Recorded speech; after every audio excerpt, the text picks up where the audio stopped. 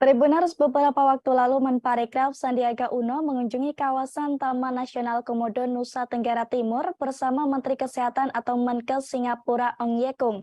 Di kawasan tersebut, keduanya tampak berkunjung ke beberapa tempat menarik Tribuners, seperti Pulau Rinca, Pulau Sabolo, dan juga Manta Point.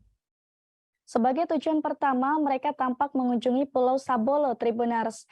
Pulau Sabolo sendiri merupakan salah satu spot menyelam berkelas dunia di Labuan Bajo yang kerap menjadi incaran para penyelam. Saat berada di pulau ini, keduanya pun mengaku terpukau akan keindahannya. Sebab Pulau Sabolo tidak hanya memiliki pasir putih yang bersih dengan air laut biru sebening kristal, namun juga menawarkan aneka ragam terumbu karang yang cantik serta beragam flora dan fauna laut Tribuners. Secara keseluruhan, Labuan Bajo yang sering dijuluki sebagai kota matahari terbenam menyuguhkan panorama alam yang indah pada setiap sudutnya. Pulau ini juga semakin cantik dengan adanya gugusan pulau-pulau kecil serta kapal pinisi yang bersandar di dermaga. Setelah mengunjungi Pulau Sabolo, Menparekraf Sandiaga Uno dan Menkes Singapura kemudian melanjutkan liburan di Pulau Rinca. Selain Pulau Komodo, Pulau Rinca ini juga menjadi salah satu habitat asli hewan endemik Komodo Tribuners. Fasilitas di Pulau Rinca pun telah ditata lebih rapi, sehingga wisatawan yang ingin melihat satwa Komodo dapat mengunjungi Pulau Rinca dengan aman dan nyaman. Setelah puas menjelajahi Pulau Rinca, Sandiaga Uno dan Menkes Singapura lantas menutup kegiatannya dengan melakukan aktivitas snorkeling di Manta Point.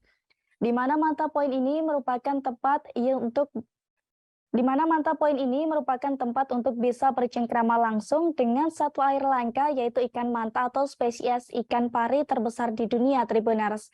Menteri Kesehatan Singapura Ong Ye Kung mengungkapkan Indonesia, khususnya Labuan Bajo, memiliki unique selling point yang tidak dimiliki Singapura.